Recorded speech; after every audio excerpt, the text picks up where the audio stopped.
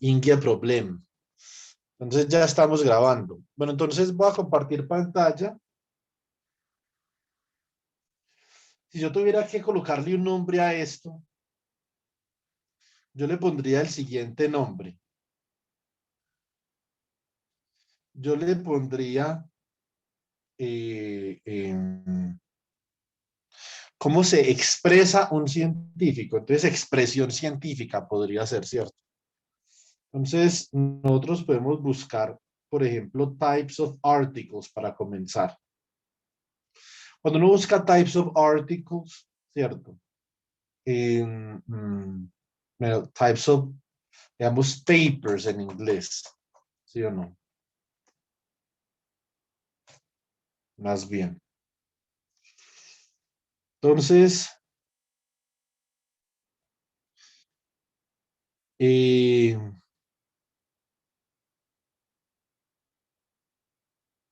no, Dios mío bendito. Ve, tipos de papel. No, no, no me jodan. A ver, in research, ¿sí o no? Bueno, vamos a ver si por acá. Lo que pasa es que no todos los papers, no todos los artículos son de research, ¿cierto? Yo por eso lo busqué así, pero parece que se encuentra así por alguna razón.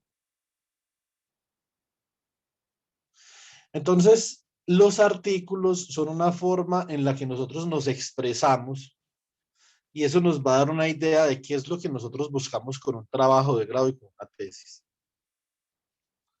Acá dice Analytical Research Paper, ¿cierto? Dice, in an analytical research paper, you pose a question and then collect relevant data from other researchers to analyze their different viewpoints, ¿sí o no?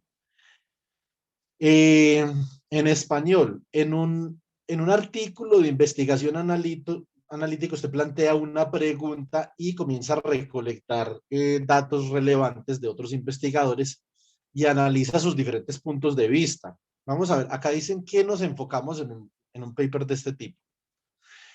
You focus on the findings and conclusions of other researchers and make a personal conclusion about the topic.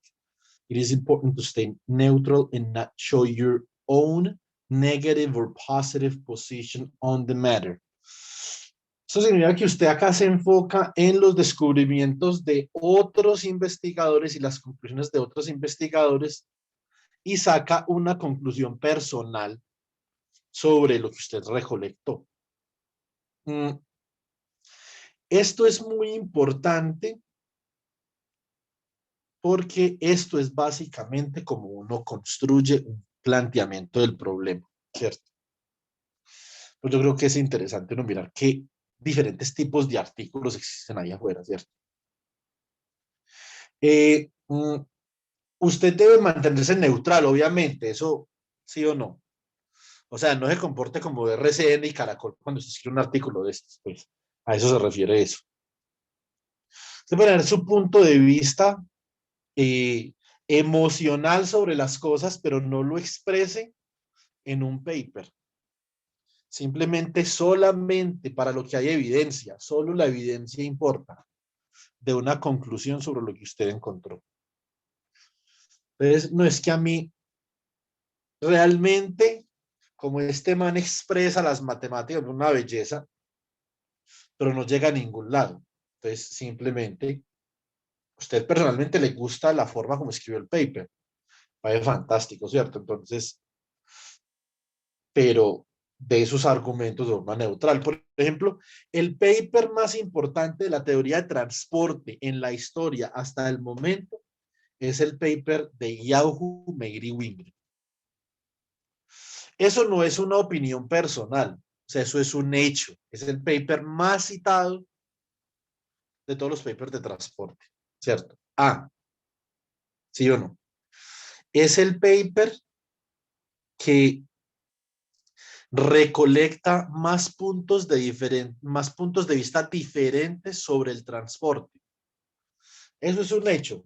Más sin embargo, yo tengo serios cuestionamientos personales con la forma como se escribe el paper. Sobre todo con el título.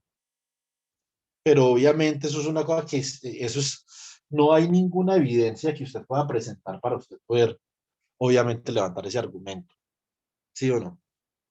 Entonces, eh, nosotros de esta forma, pensando analíticamente, nos vamos a acostumbrar a emitir juicios de la manera más crítica posible, ¿sí o no? Si hay alguien que le cae mal, ve un post de Facebook y dices de una lo vas compartiendo, a ver a este man, ¿cierto? Nosotros los científicos no pensamos así. Ahora, una cosa importante sobre este tipo de paper.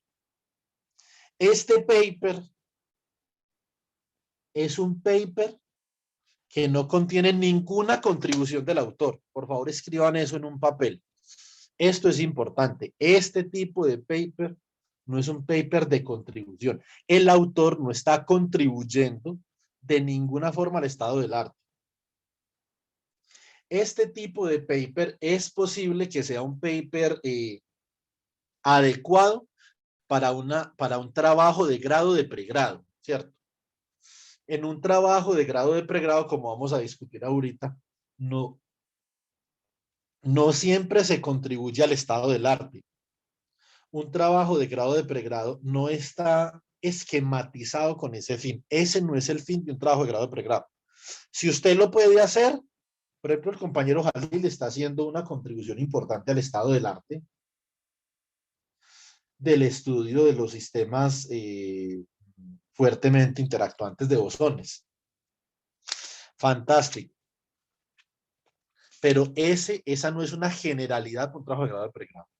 Un trabajo de grado de pregrado básicamente se centra en lo que se centra este paper de Analytical Research Paper. No necesariamente tiene que haber una contribución al estado del arte. Vamos a ver este otro tipo de paper.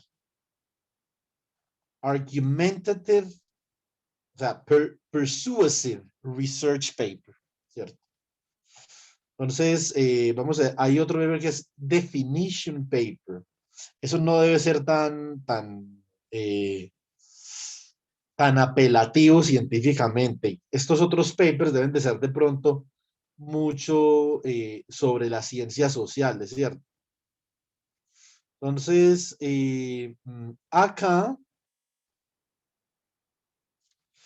yo no veo, por ejemplo, en esta lista, no veo, a ver, no veo un paper de contribución. Esta lista no me gusta. A ver, busquemos, claro que esta parte del paper analítico me parece interesante, ¿cierto? Eh, mm, Miremos este paper de Experimental Research Paper. This type of research paper basically describes a particular experiment in detail. Obviamente, esto es un paper que está denotando una contribución pero experimental. La mayoría de personas que estamos acá no somos experimentales, Omar. Profe, disculpe, dos cositas.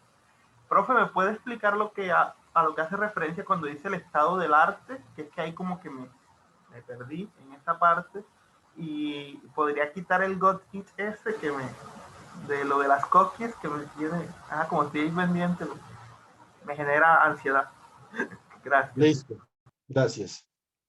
Un estado del arte. El estado del arte es el estado de frontera en el que se encuentra el conocimiento en un área particular. Le coloco un ejemplo. Un ejemplo fácil de entender. El estado del arte, por ejemplo, en el magnetismo, dice que nosotros conocemos los mecanismos que subyacen el magnetismo de los metales de transición, ¿cierto? El manganeso, hierro, cobalto, níquel, etcétera, etcétera. Es bien conocido porque son materiales donde básicamente la interacción spin-órbita no juega un papel muy importante.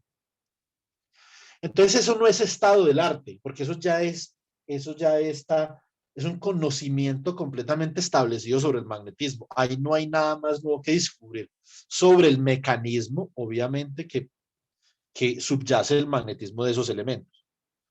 ¿Dónde está el estado del arte del magnetismo en este momento? Está en los elementos actíneos y lantáneos, por ejemplo, el gadolinio, el turbio, el disprosio, que son elementos magnéticos y todavía no conocemos exactamente bien cuál es la razón por la que ellos son magnéticos.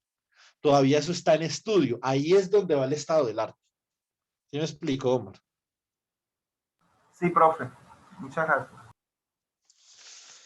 Para nosotros, definir nuestro problema o plantear nuestro problema en una tesis de pregrado o de maestría, tenemos que conocer con buena profundidad el estado del arte. ¿Qué debemos de hacer para eso? Debemos comenzar a recolectar artículos publicados que hayan sido evaluados por referees que estén publicados en revistas de un impacto relativamente decente. Ya les voy a explicar qué es un impacto de una revista, ¿cierto? Queremos saber qué otros tipos de artículos nos encontramos por acá en Research Paper.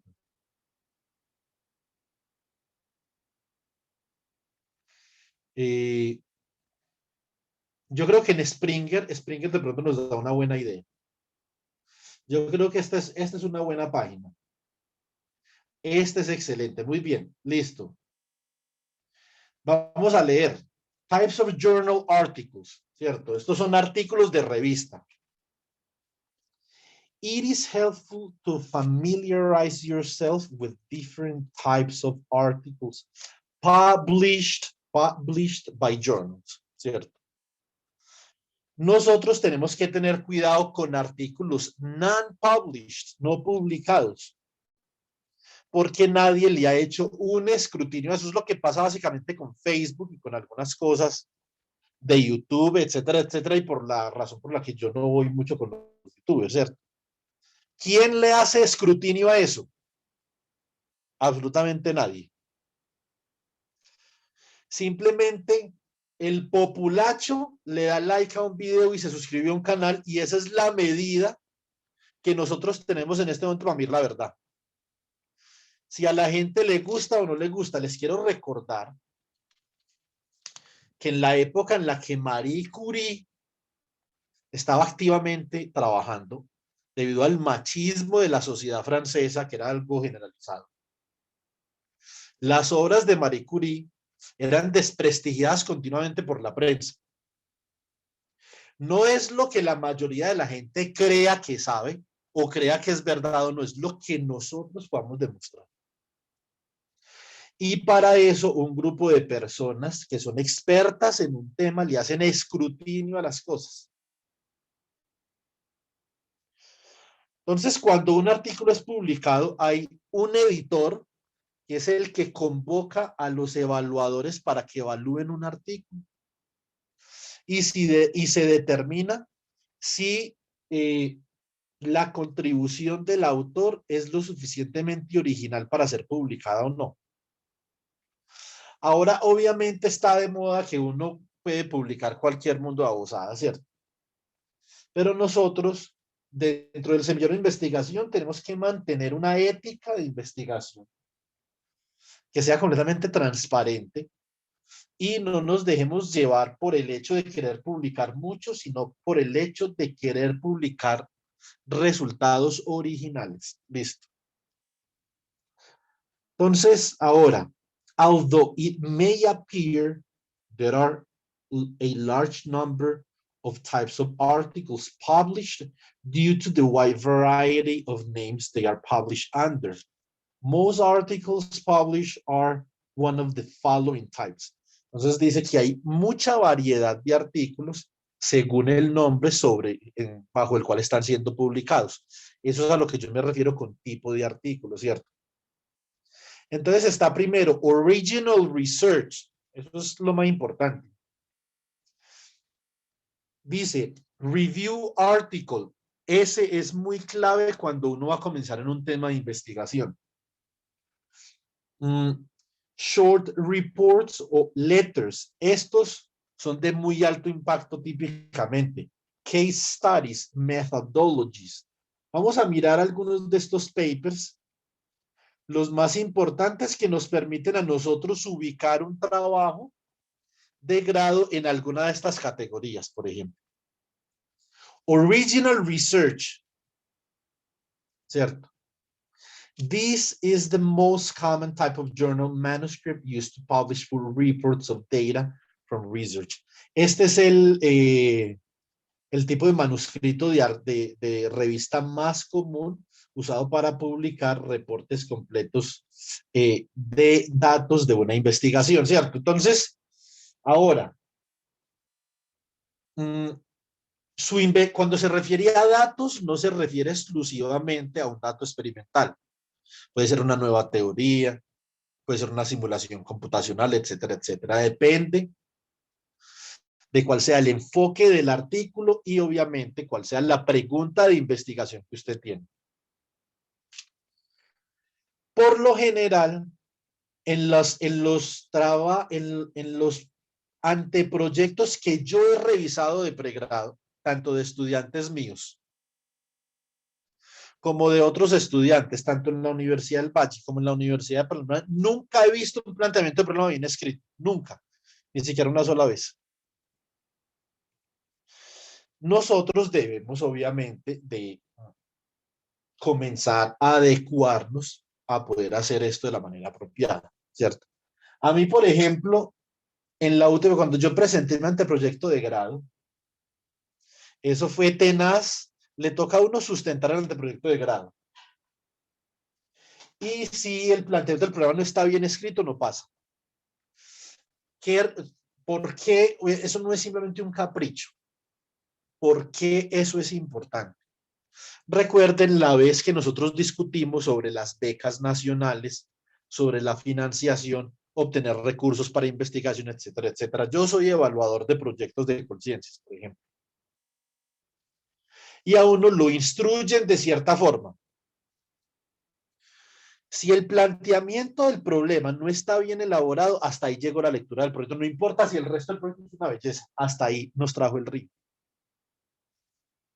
Nosotros no queremos que un evaluador, sencillamente después de ver que nosotros somos un caos para el planteamiento del problema, nos rechace el proyecto sin haber leído los objetivos específicos, sin haber leído la metodología, etcétera, etcétera, ¿cierto? Entonces, ¿qué es lo que nosotros queremos? Lo que nosotros queremos es que obviamente se lea todo el proyecto. Para eso, el planteamiento del problema tiene que ser persuasivo, como decía ahorita. Tenemos que persuadir con el planteamiento del problema y tenemos que terminar con una pregunta de investigación. Planteamiento del problema. Súper importante que esté muy bien citado. Y en los 3 o 4 primeros párrafos usted ya le tiene que decir al evaluador de qué es el proyecto. No verbosee mucho el planteamiento del problema, sea conciso, sea directo. Eso sí, esgrima bien los antecedentes del problema, es decir, todo lo que tiene que ver con el estado del arte. Cuando usted publica este paper, que es investigación original, pero se llama It May Be Called an Original Article. También puede ser Research Article, o sea, artículo original, artículo de investigación, solamente investigación o simplemente artículo. Depende de la revista en la que usted vaya a publicar. The original research format is suitable for many different fields and different types of studies, ¿cierto? Esto es el formato de investigación original.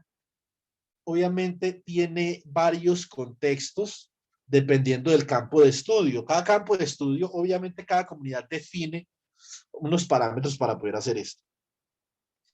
¿Qué incluye? Vamos a ver, ¿qué incluye? It includes full introduction, methods, results, discussions.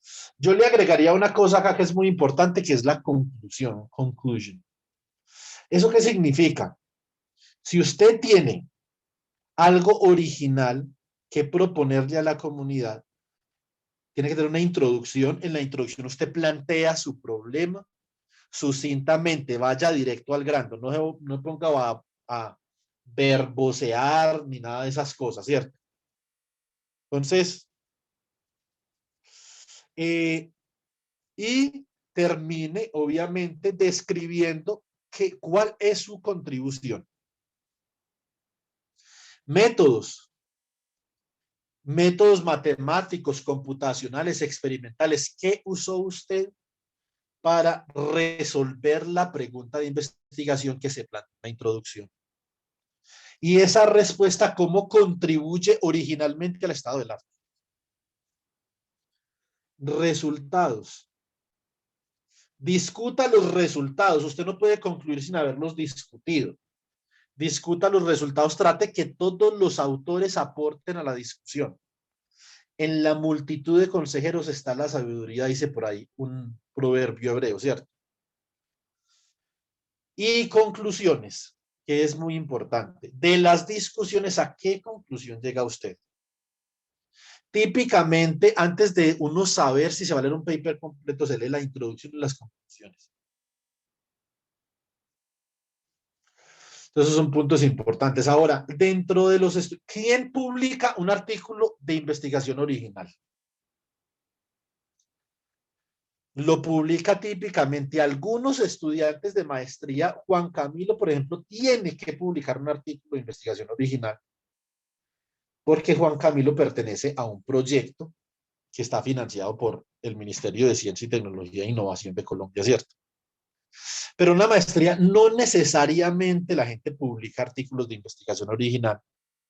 Acá en Colombia sucede mucho. ¿Qué es lo que termina pasando? Que como eso es un requisito para uno graduarse de algunas maestrías, se salen con cualquier chambonada y publican cualquier cosa. Y eso realmente no contribuye al desarrollo científico. Hay varios estudios que demuestran que de la cantidad absurda de papers que se están publicando en este momento, realmente una mínima cantidad de papers está contribuyendo al estado del arte. Yo, por ejemplo, en estos días le decía a un estudiante, si yo me pusiera a publicar todo lo que he obtenido, estaría, mejor dicho, hasta las tejas de papers, ¿cierto? Pero nosotros tenemos una filosofía diferente, sobre todo dentro del semillero de investigación de fisicoquímica del Grupo de Óptica Moderna de la Universidad de Pamplona y dentro del Grupo de Física Teórica del Estado Sólido de la Universidad del Valle. Nuestra filosofía es publicar resultados originales que contribuyan al estado del arte. Si no hay, pues no se publica y punto, ¿cierto? Entonces, no es llenarnos de publicaciones, es tener publicaciones de mejor calidad, ¿cierto? ¿Quién más publica investigación original? Un estudiante de doctorado obligado. En la mayoría de universidades por lo menos de Europa del Norte, para usted poder graduarse estudiante de doctorado, como doctor, necesita publicar investigación original. No es, no es una opción. Tiene que publicar investigación original, ¿cierto? Después están los postdocs, los investigadores, los profesores. Yo no estoy diciendo que uno en un pregrado no, obviamente no contribuya originalmente a un campo del conocimiento. Claro que uno puede contribuir originalmente, pero no es tan fácil porque uno no siempre tiene todas las herramientas para contribuir, ¿cierto? Lo que nosotros queremos dentro de los semilleros de investigación es dotarlos a ustedes tanto de las herramientas técnicas como de las herramientas logísticas, lo que hacemos en este seminario de las 4 de la tarde los sábados. Dotarlos a ustedes de las herramientas logísticas para que ustedes puedan publicar investigación original. El hecho de que algo sea original no significa que eso tenga que ser una vaina, pues, o sea, súper NASA, ¿no?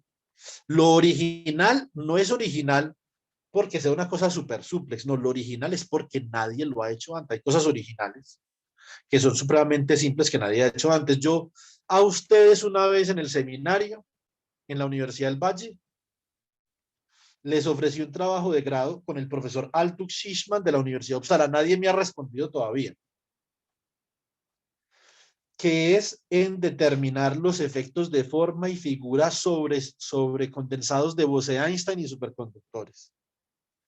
Eso es un trabajo relativamente sencillo, pero es un trabajo extremadamente original, ¿sí o no? Entonces, lo sencillo y lo original no son mutuamente excluyentes.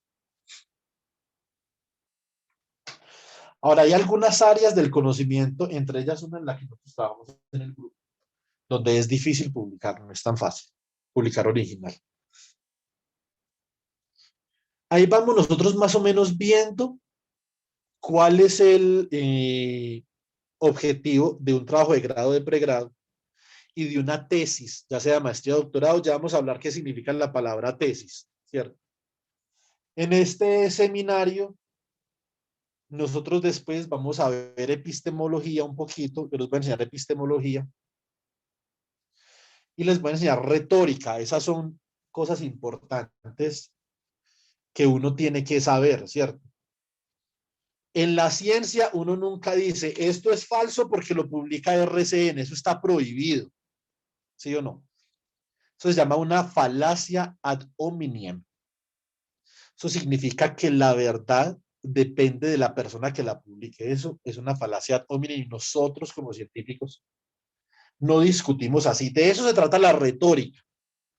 La retórica se trata de saber cómo cómo expresarnos argumentalmente y expresarnos bien, ¿cierto? Entonces uno tiene que analizar todas las fuentes y determinar, obviamente, la veracidad o la falacidad de una información. Sobre todo, uno está trabajando con ciencia, ¿cierto? Obviamente, si viene de RCN y Caracol, pues uno tiene dudas porque uno obviamente sabe que RCN y Caracol eh, son cadenas de información que obedecen a los intereses de sus dueños, ¿sí o no? Usted nunca va a escuchar a RCN hablando mal de Atlético Nacional. Nunca. A pesar que son unas bolas peludas y redondas, ¿cierto? Nunca. El dueño de RCN es el dueño de Atlético Nacional. No obedece a los intereses por más bola que sea Atlético Nacional, ¿sí o no? Usted nunca va a escuchar a Caracol hablando mal del Grupo Santo Domingo. Ahora, RCN y Caracol, por ejemplo, son cadenas radiales que no son del todo propaganda, gracias a Dios. O sea, hacen un trabajo más o menos decente en algunas cosas, ¿cierto? Tenemos otros ejemplos de propaganda pura y dura. Por ejemplo, RT. RCN, por ejemplo, publicó la noticia de los falsos positivos y Caracol también. Eso RT jamás lo publicaría. Yo en estos días estaba haciendo un análisis con una amiga mía que es rusa y una cosa que yo nunca comenté con usted me pareció muy interesante sobre todo este tema de la retórica y la parte argumental y eso. A Colombia le retiraron la Copa América por obvias razones, nuevamente una campaña ahí también en contra de la Copa América. Pero yo no sé si ustedes sepan una cosa. Durante la Copa Confederaciones y el Mundial en Rusia, Rusia estaba peor que Colombia, pero de lejos que yo iba a visitar a Rusia, porque mi mejor amiga me había invitado a que yo fuera con ella a conocer a Rusia y hacer algunas cosas, ¿cierto? Resulta, esta es una, yo no sé si ustedes saben esto, conocen esta noticia, es una vaina brutal. ¿Ves? Putin, y yo por eso digo que el gobierno que nosotros tenemos no es completamente eh, tiránico, pues, porque Putin sí sabe ser un tirano. Si acá hubiera tiranos de verdad, esa Copa América no hubieran quitado a Colombia. ¿Qué hizo Putin? Prohibió durante la Copa Confederaciones la tutela, el derecho de petición, el habeas corpus, las manifestaciones, etcétera, etcétera. y advirtió que se iba a utilizar fuerza letal contra manifestantes en Rusia. Eso, mejor dicho, eso en Rusia fue una belleza. Y RT, obviamente, detrás de eso, informando lo bien que le había dado Rusia en el Mundial, ¿cierto? Lo bien que le había dado Rusia en la Copa Confederaciones, cómo los turistas estaban encantados, mostrando a los médicos rusos atendiendo a los turistas que se habían enfermado. Entonces, con RT, por ejemplo, ya no solamente hay que tener cuidado que era una falacia ad hominem, sino que RT no es información ni siquiera, ¿cierto? Hay otras cadenas, obviamente, que tratan la información de esa forma. Está, por ejemplo, Telesur, está, por ejemplo, no, Al Jazeera no. Al Jazeera tiene como una lógica un poco extraña para informar, pero Al Jazeera no está como, o sea, no es propaganda en contra de nadie, ¿cierto? Igual, obviamente, uno debe de analizar la información antes de caer en una falacia ad hominem, ¿cierto? Cuando escribimos papers, eso se vuelve imperativo que nosotros sepamos. Ah, pero es que este man, no, este man, no pueden leer papers de este man. O este otro man, no pueden leer papers de este otro man. No. Entonces, nosotros como científicos no hacemos eso. Tenemos que analizar el paper bien analizado, ya sea experimental, teórico, computacional, y dar un juicio sobre el paper basándose en los resultados que tiene un paper. O sea, hay personas muy capaces en el mundo que, han escrito papers malísimos y se los han retirado de Nature y Science, ¿cierto? O también está está el otro caso, que cuando alguien dice algo es cierto porque lo dijo esa persona. Ah, no. Un premio Nobel dijo que esta medicina es buena para la diabetes. Para eso no tiene que entender cómo dan un premio Nobel, ¿cierto? Un premio Nobel no es una autoridad en todo. Un premio Nobel es una autoridad en una pequeña área de la ciencia donde uno contribuye, porque uno no contribuye ampliamente en la ciencia. Entre más viejo se vuelve uno, uno comienza a contribuir en menos áreas. Uno se comienza a especificar más, ser más específico en la contribución. Entonces, eso de decirte que esto es cierto, por ejemplo, no sé quién fue, si Fermi, otro premio Nobel, esto es cierto porque lo dijo Fermi, pero Fermi fue un premio Nobel en partículas, ¿vio? Estamos hablando de medicina. Como que eso es cierto porque lo dijo Enrico Fermi. Entonces, eso es otra falacia de tipo ad hominem. O yo le creo a este man todo lo que diga. Como les dije una vez, no le crean a los profesores nada, ni a nadie. Todo reconsúltenlo e investiguen. Sean profundos con las cosas. Así es como se forma un investigador. Entonces, en este caso, eso es lo que uno aprende en retórica. Hablando de la tesis o del trabajo de grado, que aprende uno en epistemología. Epistemología es la ciencia que estudia la ciencia o la filosofía de la ciencia, ¿cierto? Nosotros ahí podemos aprender qué significa una tesis, qué se busca con una tesis, cómo presentar una tesis, porque a los doctores en algunas partes del mundo, por ejemplo en Suecia, nos dan el título de doctor en filosofía. ¿Por qué filosofía? ¿Qué es un PhD, cierto? Porque la filosofía está involucrada en ese proceso de generación de nuevo conocimiento. Vamos a mirar este otro tipo de paper. Short reports or letter. Reportes cortos o una carta. Claro que eso en inglés se traduce mejor como una comunicación. Es usted comunicación. Es una comunicación que usted está ofreciendo sobre algo que típicamente es muy importante. Por lo menos eso es lo que uno cree. Yo una vez mandé un paper a un Rapid Communication, se llama. Para mí era muy importante. Y al editor lo único que le faltó decirme es, por favor, déjese de joder, ¿cierto? Entonces, tiene que ser importante para el editor, para que pueda seguir el proceso. Estos son papers que son por ahí de 4 o 5 hojas, no de más. Por ejemplo, el más ejemplificante de estos papers es para los físicos, es el Physical Review Letter, ¿cierto? Vamos a ver qué dice acá. Estos también son papers originales, pero son de mayor impacto.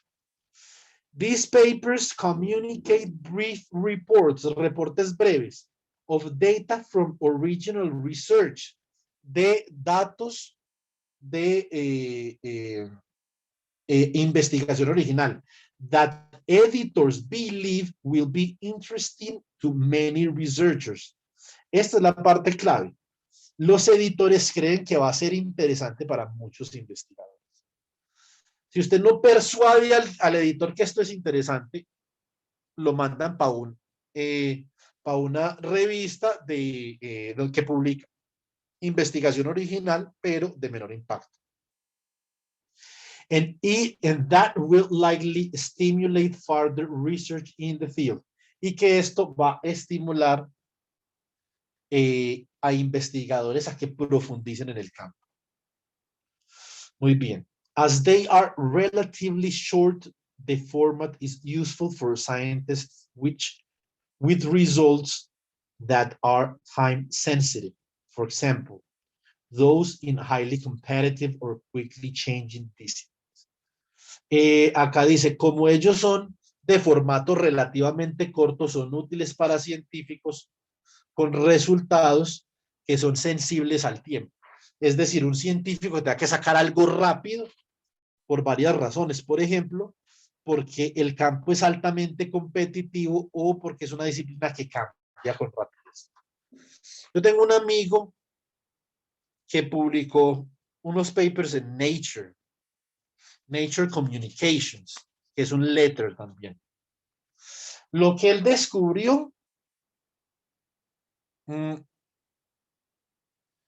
es algo que es sensible para un premio Nobel. No era cualquier cosa. ¿Qué descubrió, Obviamente, profe? ¿cómo? ¿Qué descubrió? Descubrió el mecanismo mediante el cual los imanes adquieren una demagnetización ultra rápida. ¿Cómo usted puede demagnetizar y remagnetizar un imán en cuestión de picosegundos? Y ellos le pusieron a ese paper Super Diffusive Spin Transport, ¿cierto? Ese es el mecanismo. Obviamente, detrás de eso está la cabeza del magnetismo en el mundo, ¿cierto? Que es el profesor Peter Oppenheimer, y sobre todo en esa área. Un estudiante de doctorado no sale con una cosa así de buena a primeras, pues, ¿sí o no? Pero cuando ellos lograron dar Juan Camilo con eso y una persona de Jülich verificó experimentalmente eso de una point para afuera, antes de que, por la competitividad, antes de que otra persona saliera con algo parecido. ¿Sí me entienden? Sí. Esas son cosas que se tienen que sacar de una. Y desde eso, obviamente hay unos antagonistas de la teoría como todo. Y unas personas a favor de la teoría. Pero esta es una teoría que explica muy bien la demagnetización ultra rápida de algunos materiales magnéticos. Y realmente el descubrimiento clave de mi compañero fue que él descubrió nuevos términos del límite, el límite no relativista de la ecuación de Dirac. Unos términos que no estaban presentes y que daban cuenta del acoplamiento de fonones con espines, fonones con campos electromagnéticos cuantizados, etcétera, etcétera. Brutal. O sea, como una superecuación de Pauli. Más o menos, como una super, hiper, mega recontraecuación de Pauli. Entonces, él publicó, obviamente, el trabajo. Les puedo mostrar acá rápidamente. Si duplicamos la pestaña, se llama Ridvik Mondal, PhD Thesis.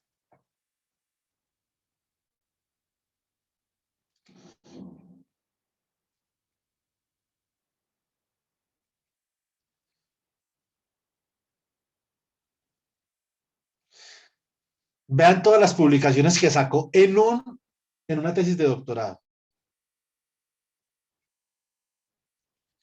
Y no solo eso, sino que hay que ver el calibre de las publicaciones. Porque pues hay mucha gente que publica mucho, pero estas son unas publicaciones de calibre tremendo, pues. A ver. Acá está, por ejemplo, la portada de la tesis.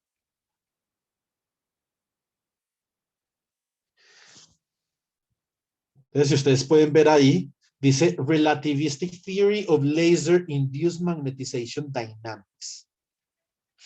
¿Sí o no? Y esto es sin segunda cuantización. Uf, Es está muy simplemente, brutal. esto es simplemente común y corriente la ecuación de Dirac, entonces vea que no tiene que ser muy complicado. Entonces, el profesor de él una vez me dijo que le hiciera esto. El profesor, el director de trabajo de grado de Ridley, de tesis de doctorado, fue mi profesor de física cuántica y de radiación de sincrotrón. Cuando yo me puse a mirar el problema, eso me tomaría a mí por ahí unos 35 años solucionar el problema. Entonces, no creo que sea como muy inteligente metérsele a eso, ¿cierto? Con segunda cuantización, o sea, con teoría de campos, esta vaina es de locos.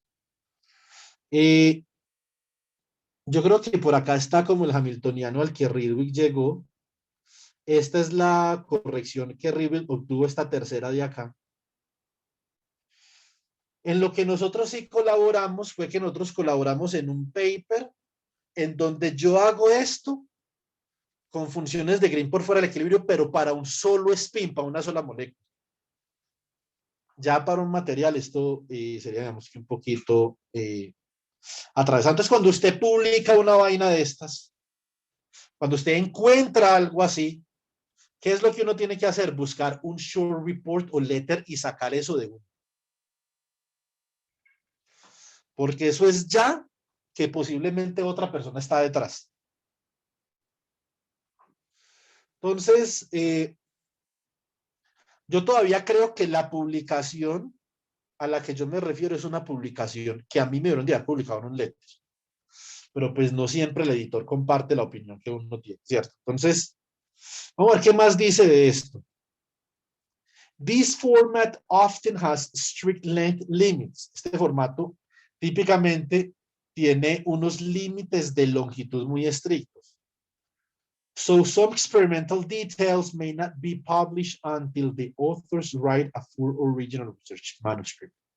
Entonces, algunos detalles experimentales no pueden ser publicados hasta que los autores publiquen un artículo de investigación original completo, ¿cierto? These papers are also sometimes called brief communications. Algunas veces los llaman brief communications o como en el American Physical Society, comunicaciones rápidas. Esto está enmarcado también en el contexto de una tesis de maestría en algunos casos. Yo espero, por ejemplo, que Juan Camilo publique un communications si nosotros llegamos a un resultado que yo tengo en mente, ¿cierto? No creo que mucha gente esté detrás de eso porque esa vaina es supremamente cansona de sacar. O sea, yo en este momento que estoy trabajando en el tema, llevo por ahí unas 120, 130 hojas escritas y no voy por ahí ni en el 15%.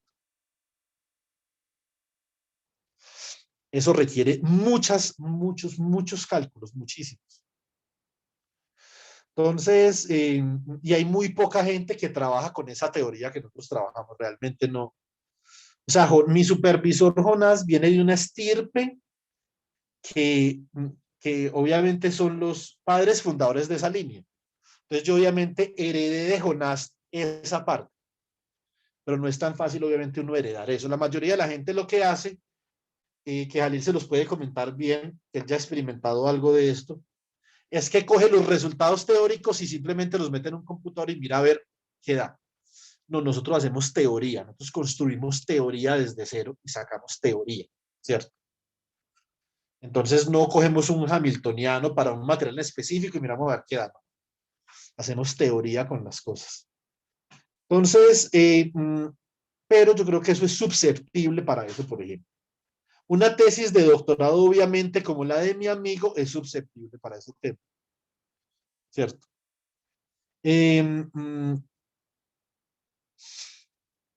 No es tan fácil uno publicar un Rapid Communications como estudiante de doctorado. Es de hecho bastante complicado.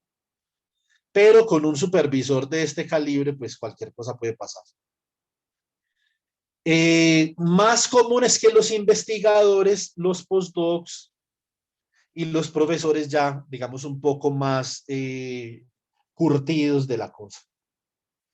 Entonces publiquen un short report, un letter.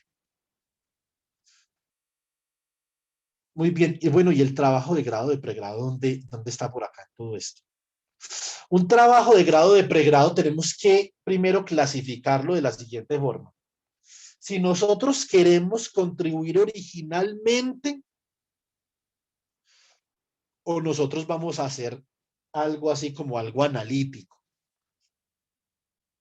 Nosotros, por ejemplo, en un trabajo de pregrado simplemente podemos estudiar un sistema que ya haya sido estudiado con una técnica diferente, por ejemplo.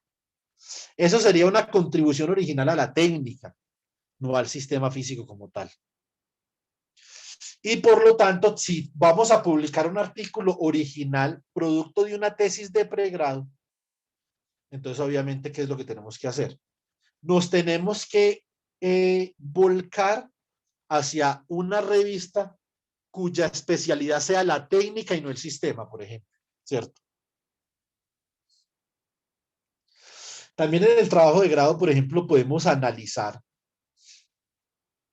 otros límites y otras configuraciones de sistemas que ya están estudiados. Eso no sería tan original, pero de pronto le da como para un paper de unos casos de estudio, por ejemplo, como este que está acá. Vamos a ver, entonces, eso es lo que una tesis, un trabajo de grado de pregrado nos podía dar.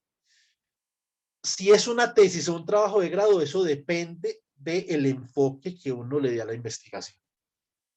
Bueno, si tienen preguntas, por favor me las van haciendo en la medida que vamos avanzando, si son tan amables. Profe, Dime. ¿usted alguna vez ha dirigido un trabajo de pregrado que haya sacado un artículo con, pues, con un aporte al estado del arte? No, nunca. Pero yo soy muy joven, ¿sí me entiende? Ya, ok. Yo creo que el primero va a ser el de Jalil, ¿cierto? El primero será el de Jalil y he dirigido trabajo de grado de maestría con un aporte al estado del arte, sí, ¿cierto? Eso es maestría, ¿no, profe? Lo de Jalil. No, lo de Jalil es pregrado. Ah, Lo que pasa es que Jalil es de las grandes ligas. No, tampoco, profe, ojalá. Entonces, no, total. Pero, de todas formas, en la Universidad del Valle uno se encuentra unos personajes bastante interesantes en ese aspecto. Yo siempre, en la UTB también, yo creo que eso tiene que ver mucho con la rigurosidad en la admisión.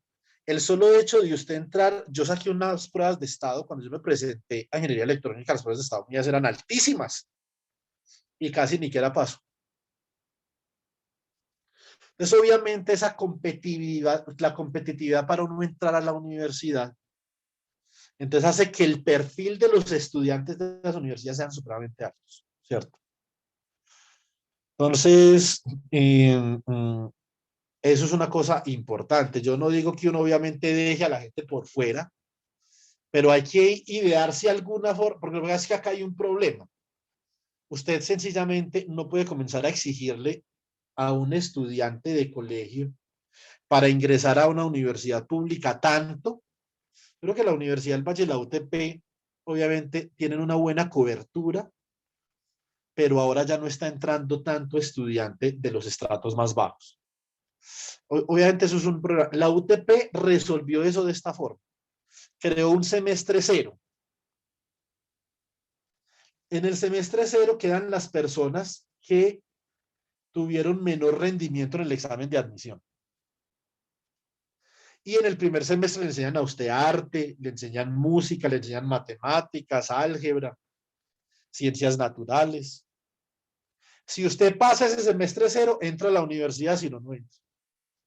Y creo que tiene un año para pasarlo. Obviamente eso es una forma de mantener la cobertura sin quitarle la oportunidad a las personas de estratos inferiores. ¿Qué tiene que ver el estrato con esto, cierto? Usted dirá, este man tan clasista, no, eso tiene que ver mucho. Porque eso tiene que ver con el abandono del Estado por la educación pública escolar, ¿cierto?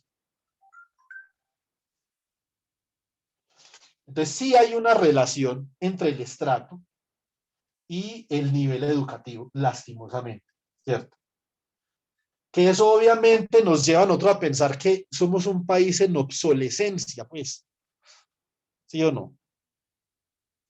Eh, obviamente, o sea, acá se han logrado algunas cosas importantes, ¿cierto? Entonces, porque la educación pública en Colombia tiene logros importantes también, pero en general, Colombia siendo la tercera economía más grande de América Latina debería de tener un mejor sistema de educación escolar. Yo se los digo con mucho conocimiento de causa. Mi papá fue educador 41 años y trabajaba con el Estado también. Todo lo que yo he visto en mi recorrido por el país, ya lo había escuchado mi papá. Lo sabía todo. Tenía toda la razón en muchas cosas. Entonces, obviamente, uno no puede garantizar una competitividad, ¿sí o no? En la admisión a una universidad donde las personas que se presentan vienen de situaciones tan vulnerables y de situaciones, obviamente, tan desfavorables para competir por un puesto en la universidad. ¿Sí me entienden, chicos? Eso era lo que le decía el otro día, profe. Eso no es competencia, así no se compite.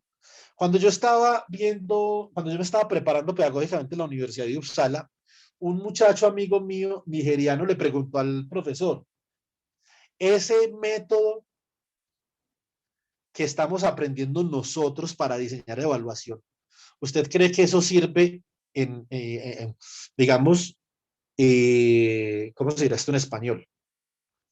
Él preguntó, ¿usted cree que eso sirve transversalmente o eso solamente es para estos países? ¿Saben qué le contestó el profesor? Que a mí me pareció al principio un poquito brusco, pero uno se da cuenta que eso es cierto. Él dice, no hay 5 países en el mundo que puedan implementar ese método. Solamente hay 4. Suecia, Dinamarca, Finlandia y Noruega, ni siquiera Alemania. Y entonces yo le pregunté por qué, porque me pareció, este man, estos escandinavos, pues que creen la última chocolatina de la caja, ¿cierto?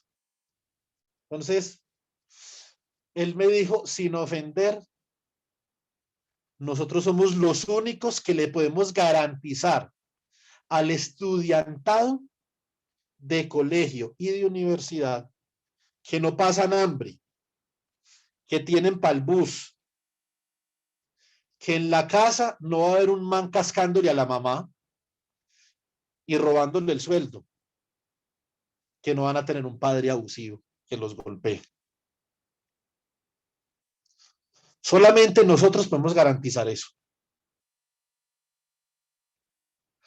Porque tenemos un Estado social supremamente fuerte y también una justicia extremadamente agresiva con ese tipo de crímenes. Que yo, como les conté una vez a ustedes, yo lo evidencié. O sea, yo fui testigo de eso. Usted a un chino en Suecia, mejor dicho, no le puede decir ni mu, pues. Que eso, hay gente que no le gusta, pero me parece bien porque es que hay parte del mundo donde son abusivos con los niños, ¿cierto? No sé si acá una vez salió en el noticiero, ojalá que eso sea mentira, que había un papá que después de que cascaba a la mamá, al hijo le daba con un sartén.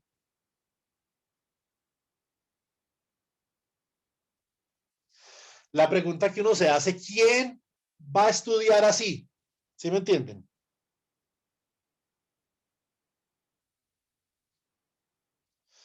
Tiene que ser uno MacGyver. Entonces, obviamente, desde esa perspectiva, la competitividad para entrar a la universidad, que eso hace obviamente de personas como Jalil perfiles muy interesantes, Joan Alexis, ¿cierto? Juan Camilo. Juan Camilo me ha contado pues que en la vida ha tenido que superar algunas dificultades, ¿cierto? Pero está ahí en la Universidad del Valle haciendo su maestría y es un excelente estudiante. Pero hay otras personas que realmente, por la condición social del país, no pueden competir. Y eso no tiene que ver con habilidades ni tiene que ver con destreza, ¿cierto? Tiene que ver es con una situación particular. Entonces, cuando usted tiene, obviamente, todo lo que garantiza el Estado sueco, el Estado finlandés, etcétera, ahí sí ellos, ahí sí decía el profesor, ahí sí nosotros acá nos preocupamos por comenzar a evaluar a los estudiantes en lo que uno los evalúa, pero usted evalúa a un estudiante, va a evaluar si tiene hambre, si tiene palpus, si lo tratan mal en la casa. Entonces, todo es un contexto, es una universalidad de cosas que usted tiene que evaluar y por lo tanto lo que nosotros evaluamos acá no tiene ningún sentido.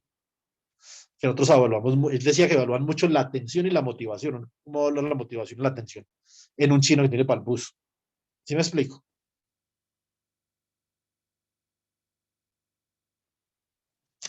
Sí, sí. Pero en general, estas universidades, hablando desde la perspectiva más ideal, estas universidades como Univalle, la Nacional, la del Cauca, la UTP, eso no entra a la del Cauca Telecomunicaciones, esa es una vaina salvaje, eso es como escalar el Everest, pues. Entonces, a la de Antioquia, esos perfiles que ellos reciben, entrar a la Universidad del Valle, eso de por sí es un logro. Mantenerse hasta sexto semestre es un logro. Y graduarse, obviamente, es el logro más importante, ¿sí o no? Entonces, se encuentra como muchos perfiles diferentes uno en esta universidad, ¿cierto? Entonces, pero tampoco, eso tampoco es tan fácil porque, por ejemplo, si uno hiciera eso en otras universidades de provincia, mucha gente que gracias a eso puede entrar ya no podría entrar. Y yo creo que eso agudizaría la desigualdad, ¿sí o no? Entonces, no sabe uno como qué es lo mejor ahí, pero bueno. Entonces, uno tiene que, obviamente, pensar en este caso en qué tipo de trabajo de grado, de pregrado voy a hacer yo. Entonces, si usted va a hacer una tesis de pregrado como lo está haciendo Jalil, y como espero yo, por ejemplo, que la hiciera Joan Alexis, tal vez, o Ángel, Joan Sebastián Sandoval, ¿cierto? Entonces, obviamente, usted tiene que enfocar sus esfuerzos dentro de su trabajo de grado de pregrado en qué contribución. Céntrese en la contribución, no digan, no, yo voy a resolver todos los problemas del mundo. No, yo creo que esa no es una buena idea. Lo que usted tiene que hacer es centrarse en una contribución particular, ser específico y enfocarse en esa dirección, sea enfocado, ¿cierto? Ahorita les voy a mostrar la portada de, algunos de ustedes ya se las he mostrado, la portada del libro del profesor Nagaosa, que él me escribió algo en esa portada. Para que ustedes atesoren eso como un consejo no mío, sino del profesor Nagaosa. Y lo que me escribió mi supervisor en el libro de él cuando también me firmó el libro. Es un consejo del profesor Jonas Franson, no es un consejo mío. No se dispersen, miran a ver cuál es el objetivo y trabajen en pro de ese objetivo. ¿Qué es una tesis? Una tesis, la palabra tesis viene del griego que significa idea. Eso es una idea. A una idea se llega posteriormente, una vez usted tiene una subidea, que es lo que es una hipótesis. En español la han traducido como una suposición educada. O sea, una suposición informada, una suposición basada en la información. Una vez usted tiene su hipótesis, aplica el método científico, Y no vayan a ser, chicos, por favor, como la izquierda colombiana se los, o como la derecha también por ahí derecho. Que ellos tienen una hipótesis y buscan la evidencia que soporte esa hipótesis. Toda evidencia que no soporte esa hipótesis la van sacando de ahí. Esa, obviamente, eso es una mala idea, ¿sí o no? Eso no es hacer ciencia. Usted tiene una hipótesis y recolecte toda la evidencia posible. Analice toda la evidencia que tiene a la mano y entonces ahí sí llegue a una conclusión. Basándome en toda la evidencia posible, yo rechazo o acepto esta hipótesis y eso da lugar a una tesis. Ese es el procedimiento filosófico para generar nuevo conocimiento. Por eso precisamente es que a nosotros nos dan un título de doctorado que se llama doctor en filosofía, en ciencias físicas. Mi título de doctorado dice doctor en filosofía en física y astronomía. Les puedo mostrar acá sucintamente. A ver.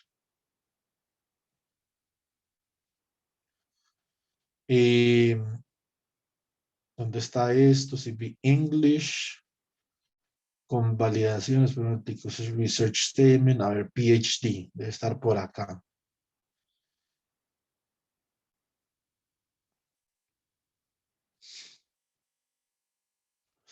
Este es el certificado que le dan a uno de doctorado. Dice Philosophy Doktorsexamen en sueco. Degree of Doctor of Philosophy. ¿Cierto? Entonces, ese es el grado que usted obtiene. Usted es un doctor en filosofía. Y obviamente acá dice que usted dice acá en sueco. Ah, bueno, acá no está traducido esto. Bueno, dice Fysik med inriktning mot atom, molekyl och kondensated materiens fysik. ¿Cierto? Ah, está en inglés abajo. No, yo soy mucho ciego. Lo siento mucho. Física con especialización en Atomic, Molecular and Condensed Matter Physics. Pero el título, esto simplemente es la materia que usted estudió. El título como tal es doctor en filosofía. ¿Eso de dónde subyace? Subyace de que un doctor se entiende como una persona que mediante un procedimiento filosófico genera nuevo conocimiento. Eso es lo que es un doctor, ¿cierto? Entonces, ahora, obviamente, nosotros no le podemos pedir la misma filosofía a un estudiante de pregrado que a uno de doctorado, pues.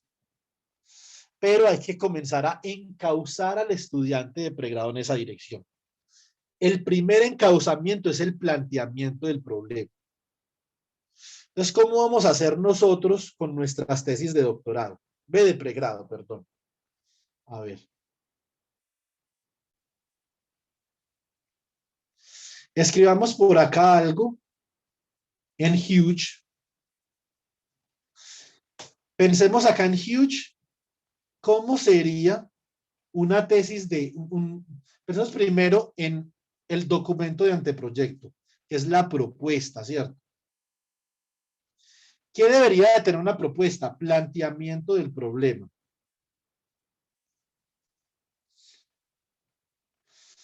¿En qué se debe diferenciar el planteamiento del problema para una maestría y para un pregrado? El planteamiento del problema para un pregrado debe ser un problema. Acá está. Debemos colocar esto en New Page. Debe ser, la diferencia debe estar en el tipo de problema que se está trabajando y en el tipo de contribución, no en el planteamiento del problema como tal.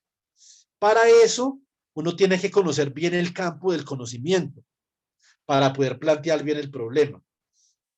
Y ahí es donde viene nuestro tercer tipo de artículo importante, que es este. Review article. Un artículo de revisión. Es un artículo que nos enseña a nosotros un área, nos introduce en esa área lo más rápido posible.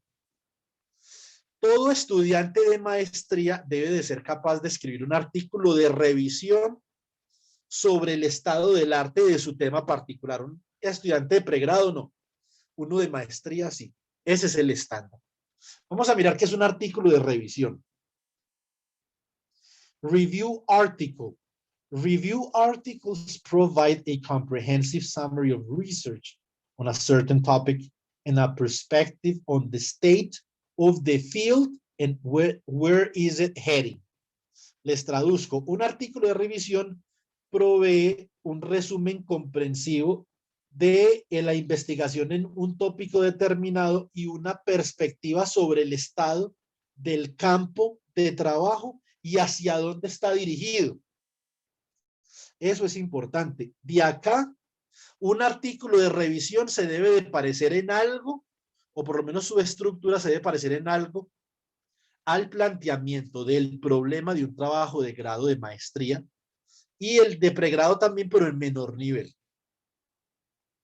Entonces, un planteamiento de un problema no es la historia sobre un tema, no es el nombre de la gente, no. Es, ¿cuáles son los antecedentes sobre este trabajo? ¿Cómo se ha contribuido en diferentes direcciones y cómo esas direcciones desembocan en el campo de estudio que yo quiero considerar? ¿Y cuál es el problema particular en el campo de estudio que yo estoy considerando que yo voy a abordar en mi tesis de pregrado de maestría? Punto final. Termine con una pregunta de investigación. Continuamos. They are often written by leaders in a particular discipline after invitation from editors of a journal. Ellos, a menudo, los autores son los líderes en una disciplina particular y estos son escritos cuando un editor de una revista los invita, por invitación típicamente que existe un artículo de revisión. Entonces, dice, reviewers, los evaluadores, are often widely read, for example, by researchers looking for a full introduction to a field. Ah, no, estos son otro tipo de reviewers, no son los evaluadores, sino los que leen el artículo de revisión. O sea, los que leen el artículo de revisión son personas que son investigadores que están buscando a una introducción completa en un campo del conocimiento. Por ejemplo, buscar un review. Usted quiere aprender superconductividad. Review on superconductivity, ¿cierto? And highly cited. ¿Sí o no? Entonces, reviews commonly cite approximately 100 primary research articles. Los reviews típicamente citan más o menos unos 100 artículos. Por ejemplo, a mí me mandaron un review hace poquito al trabajo que estoy haciendo con Juan Camilo. A ver si lo encuentro. Acá está.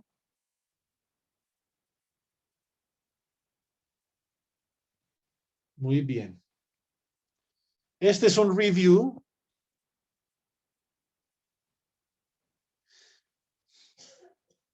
Ah, no, este no es el review. Esto es termodinámica estocástica. A ver.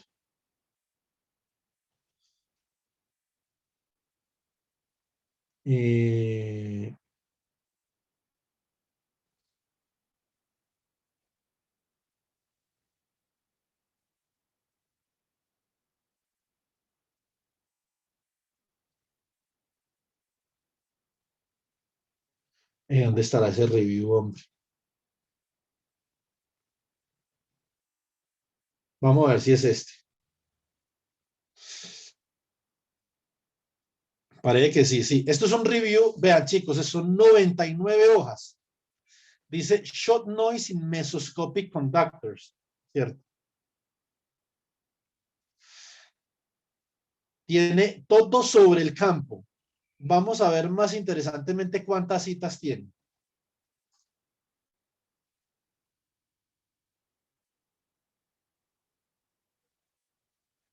Acá comienzan las citas.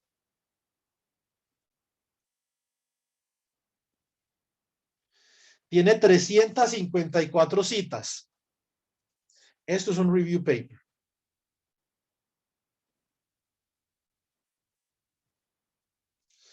Tip: if you would like to write a review paper, but have not been invited to a journal, be sure to check the journal website, as some journals do not consider unsolicited reviews. If the website does not mention whether reviews are commissioned, it is wise to send a pre-submission inquiry letter to the journal editor to propose your review manuscript before you spend time writing. Esto significa que es mejor, es que si usted quiere escribir un artículo de revisión, es mejor que usted contacte al editor primero, le mande una solicitud antes de que usted pierda el tiempo escribiendo el review que no va a ser publicado. Entonces, o de pronto usted puede solicitar que alguien lo invite. Hay muchos otros journals que son por invitación también. Entonces, este tipo de artículos nos sirve a nosotros para construir el estado del arte, para hacernos una idea de en qué va el tema que nosotros queremos trabajar. Entonces, si nosotros pensamos en una propuesta de trabajo de grado más o menos sucinta, necesitamos un planteamiento del problema. Necesitamos una justificación. ¿Por qué es importante que nos acepten la propuesta de proyecto? Yo típicamente en Colombia recomiendo dividir la justificación en 3 partes. Una justificación que está enfocada a generación de nuevo conocimiento.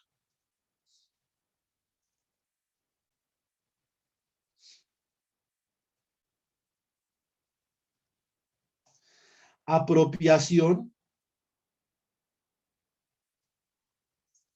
social del conocimiento. Esto para mí es muy importante para Colciencias también porque la generación de nuevo conocimiento, a nosotros los investigadores nos pagan los impuestos de la gente. Y la gente debe de percibir algo por eso. El contribuyente paga, la universidad pública paga la investigación que se hace en Colombia. O sea que cuando nosotros generamos nuevo conocimiento es importante apropiar a la sociedad de ese nuevo conocimiento. Es algo con lo que a mí me gusta comprometerme mucho, con esa parte en particular. Listo, Joa. Y la tercera parte de la justificación sería, por ejemplo,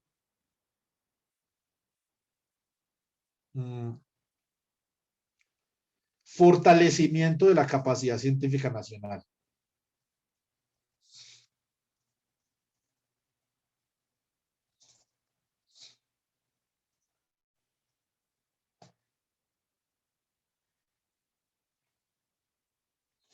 Esa es la justificación. Ahora, después de la justificación, para hacer una propuesta lo más corta posible, objetivos. Acá coloque, por ejemplo,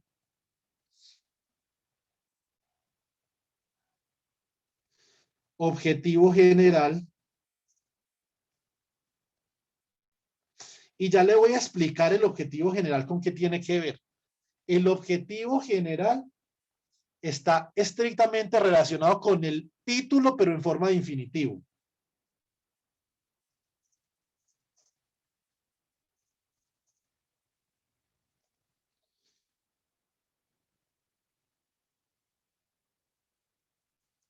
Y objetivos específicos.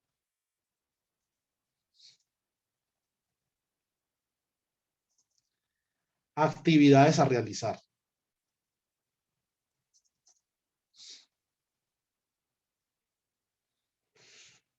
Acá usted simplemente puede colocar objetivo específico 1.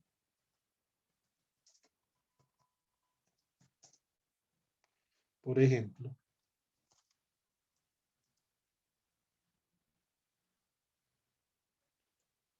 Objetivo específico 2. Y puede tener 3, por ejemplo, objetivo específico 3.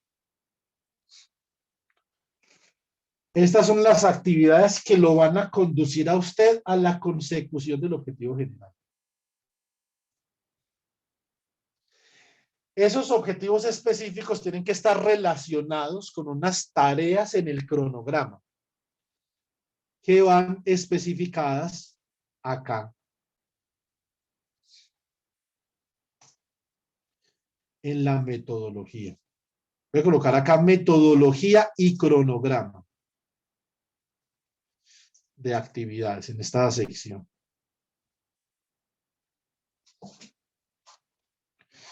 Después de esto, van resultados esperados. Los resultados esperados están directamente relacionados con la justificación.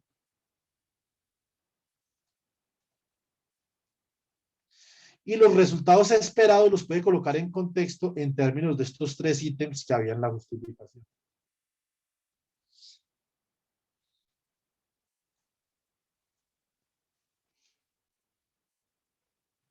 Listo. Y después puede colocar acá simplemente bibliografía. El planteamiento del problema es muy importante que esté muy bien citado. Sí, súper bien citado debe estar el planteamiento del problema.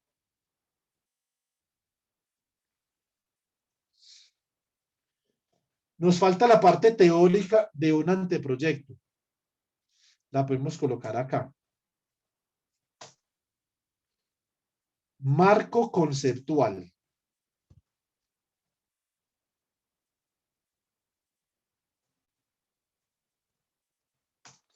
Marco teórico, por ejemplo.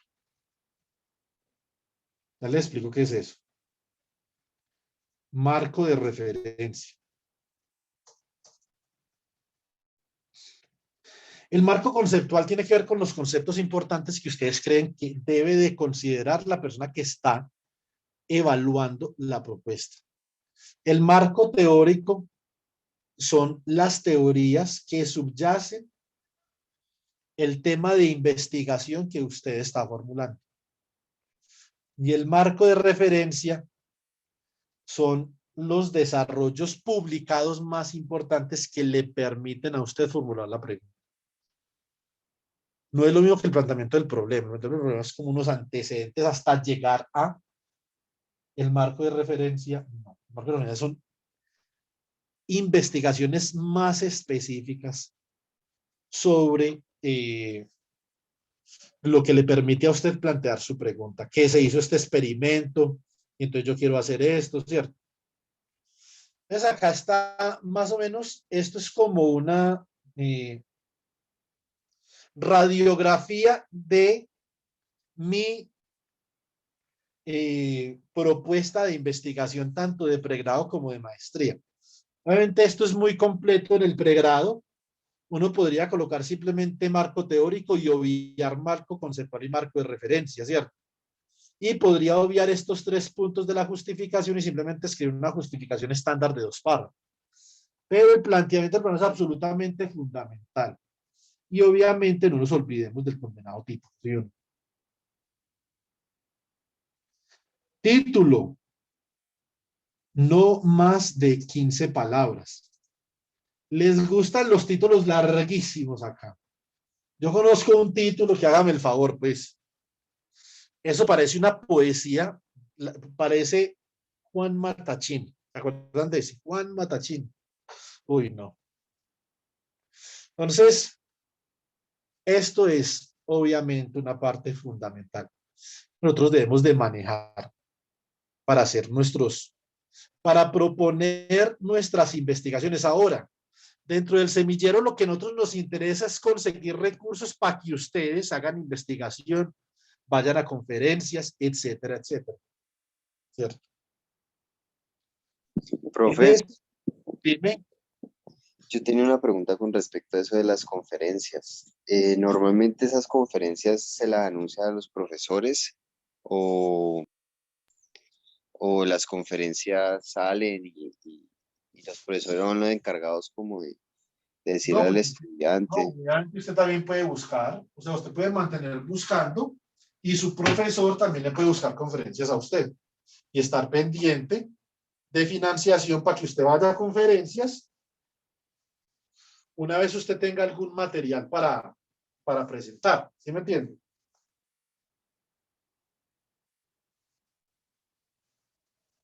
Sí, sí. Pero están las dos cosas, el profesor puede estar pendiente y usted también, no solamente el profesor. Profe, ¿usted de casualidad sabe uno cómo busca eso?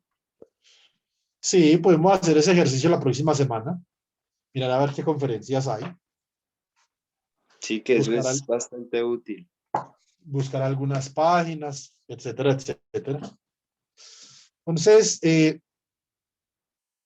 yo reviso una cosa. Entonces, esta es la parte que tiene que ver con lo que nosotros vamos a producir, tesis de pregrado, tesis de maestría, artículos, tener todo eso presente. ¿Qué hubo, Joan? Es la palabra. Profe, yo escuché alguna vez, ¿no? O sea, pues, no sé qué tan cierto sea, ¿no? Que, por ejemplo, los de mecánica los llevaron una vez a una conferencia en, creo que fue en la Nacional, de un, pues, no sé, un mecánico que fue allá. No sé si Sí. se puede hacer, eso se puede. ¿En qué sentido? ¿Cómo así? Por lo menos un profe llega y dice como, no, yo quiero llevarlos a tal conferencia, o no sé, a tal cosa. Y él busca los recursos, bueno, la universidad le presta recursos y va y los lleva. Sí, o sea, a una conferencia pues, en vivo y directo. Ah, Sí. sí. Sí, o sea, sin ningún problema, eso sí. Pero por lo general la conferencia, o sea, la universidad lo financia si uno va a, a exponer o sea, pues ya bien sea uno tenga un trabajo oral o uno tenga que presentar un trabajo, ¿cómo se llama? Un póster. Sí, Jalil, pero de todas formas ahí, por ejemplo, a nosotros una vez nos financiaron para que todos fuéramos, no nos financiaron por completo, pero para un congreso que hubo en Bogotá, un congreso internacional de ingenierías de la IEEE, nos financiaron a 80 estudiantes de la UTP fuimos y solo unos poquitos teníamos póster. ¿Sí me entiende? Wow, la verdad, o sea, increíble. Nunca había visto como algo así. Eso depende, eso se ve mucho en Normalmente con, ingeniería en algunas partes. La UIS llevó ese año a 59 estudiantes, nosotros llevamos 80. Y nos dijeron que teníamos que pagar el pasaje. Y cuando llegamos a subirnos a los buses que había contratado la universidad de Pereira a Bogotá, ¿sabe cuánto valía el pasaje? Póngale un número. ¿Por ahí 80 o...? 2.500. El resto lo pagaba la universidad. Ok. Mm. Entonces, obviamente, porque es que eso es también dinero que viene de la Vicerrectoría de Bienestar, de Responsabilidad Social y Bienestar Universitario, ¿sí me entiende? Entonces, depende de dónde venga el dinero. Si el dinero viene de investigaciones, tiene usted razón, ¿cierto? Ok.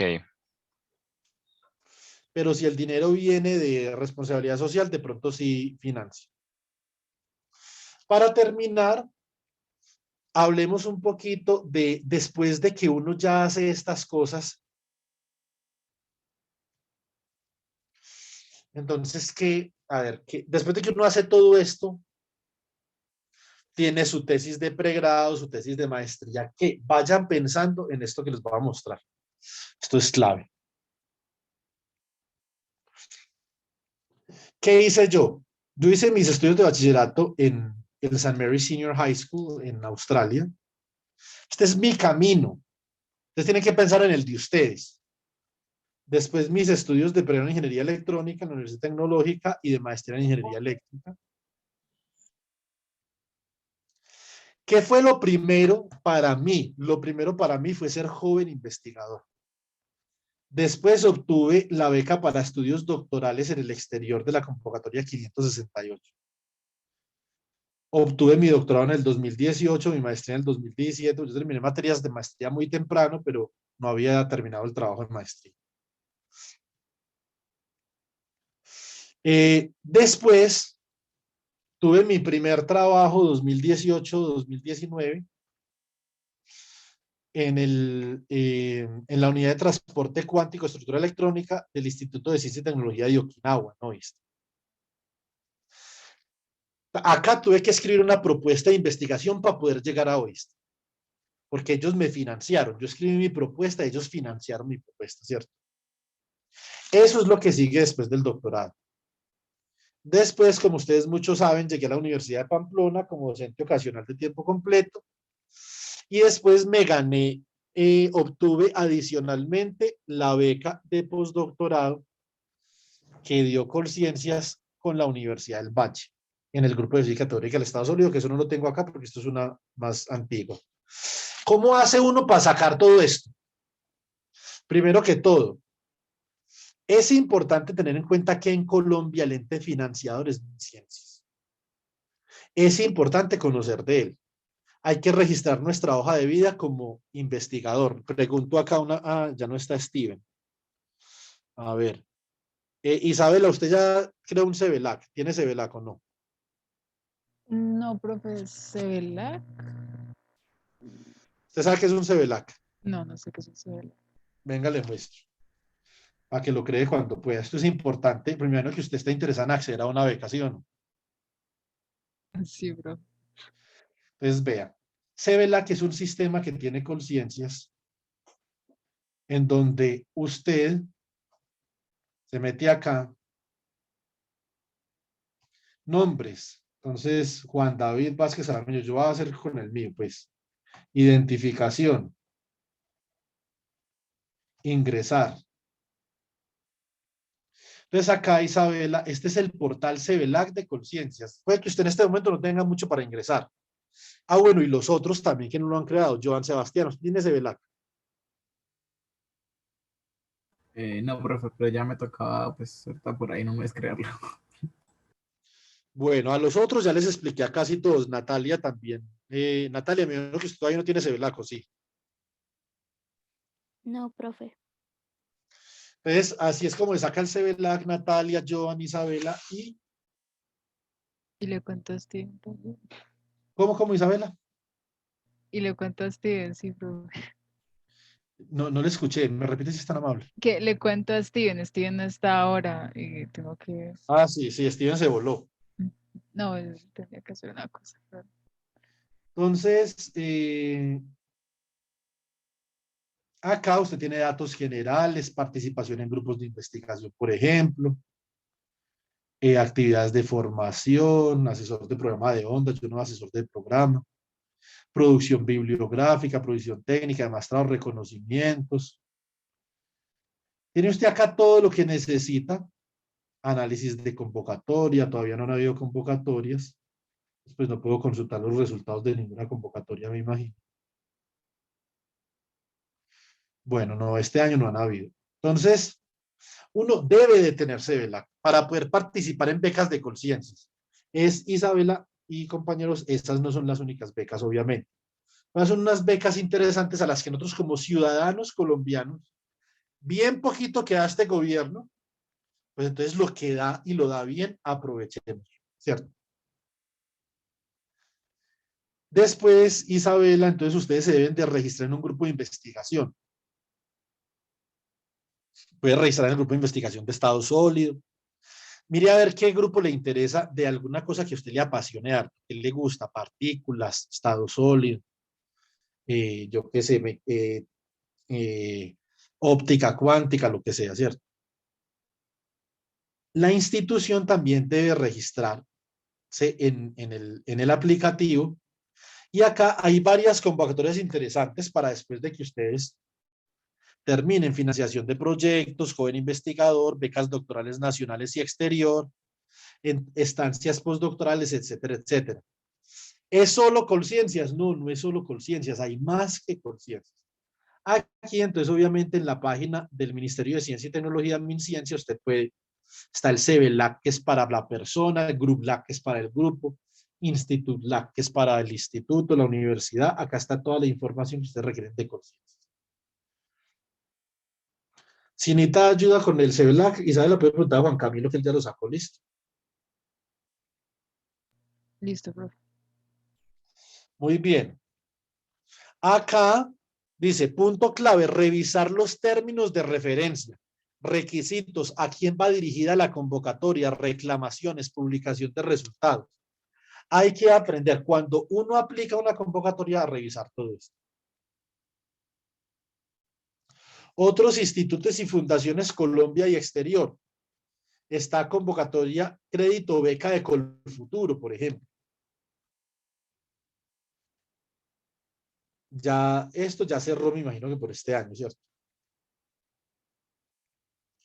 Erasmus Mundus, ustedes que les gusta Europa, Suiza, Holanda, Francia, revisen las convocatorias de Erasmus Mundus.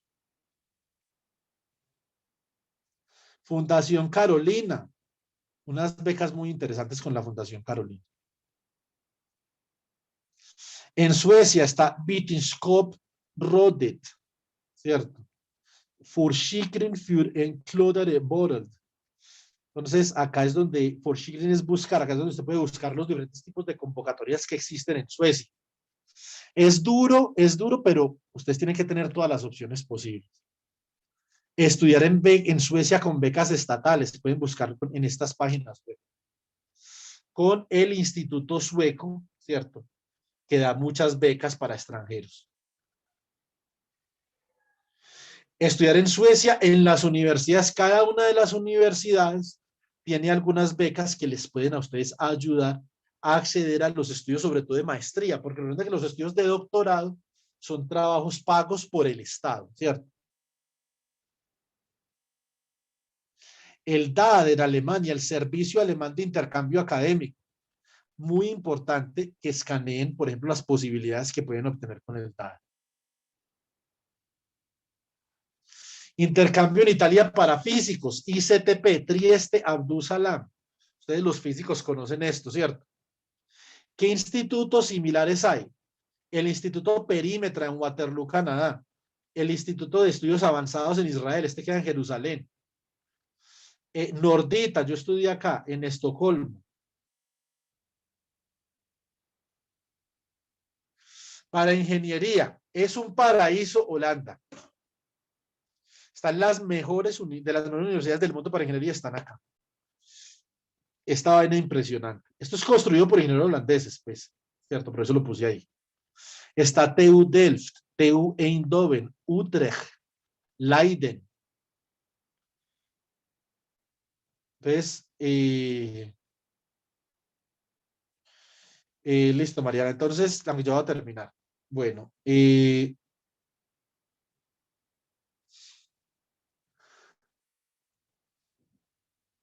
otras oportunidades en Israel está el Technion, la Universidad de Tel Aviv, Ben Gurion University, la Universidad Hebrea de Jerusalén, el Instituto Weizmann. En Estados Unidos están las becas de Fulbright. En Francia hay un excelente sistema para vincular investigadores, eso es muy positivo. Polonia, The Polish Academy of Sciences, Eslovaquia, República Checa, Bélgica, Luxemburgo. Hay obviamente otros países interesantes en Asia, obviamente no China, pues yo no me iría para China, pero hay otros países, Singapur, Taiwán, Corea del Sur. Está por ejemplo la Universidad de las Mujeres, una universidad interesante que pueden mirar, obviamente solamente pueden estudiar mujeres ahí, ¿cierto? Japón, la Universidad de Kioto, Universidad de Osaka, Tokio, en Okinawa que está hoy, está la Universidad de Nagoya, en Saitama está Riken, en Yokohama hay una universidad muy buena, en Okayama una universidad muy buena. Irán es un lugar para tener muy buenas colaboraciones académicas, muy buenos en todo. Lo que uno los ponga a hacer, ellos saben hacer. Entonces, a tener en cuenta, ¿qué es lo que les va a ayudar a ustedes a conseguir estas oportunidades? Sean pilos, sean académicos, estudien todo lo que los pongan a estudiar, estudien. Sigan las recomendaciones de sus profesores, como les dije ahorita, en su tesis de pregrado y maestría, sean enfocados, estén bien orientados. Tener un buen promedio, no excelente, bueno, más de 3.8, pero preferiblemente más de 4. Cartas de recomendación de un profesor o director de tesis. Carta de admisión a programa de estudios. Antes de aplicar, asegúrese que sabe cómo realizar la aplicación. Examen que certifique que domina una lengua extranjera, típicamente inglés, IELTS y TOEFL. Yo he presentado el IELTS exitosamente muchas veces, yo les puedo ayudar cuando necesiten. Contacte a un profesor o investigador que apoye su propuesta o aplicación. Al realizar contacto, asegúrese, salude, por favor, salude, que la mayoría de ustedes no saludan nunca. Y preséntese de manera breve, sea muy breve. y sea conciso con la solicitud.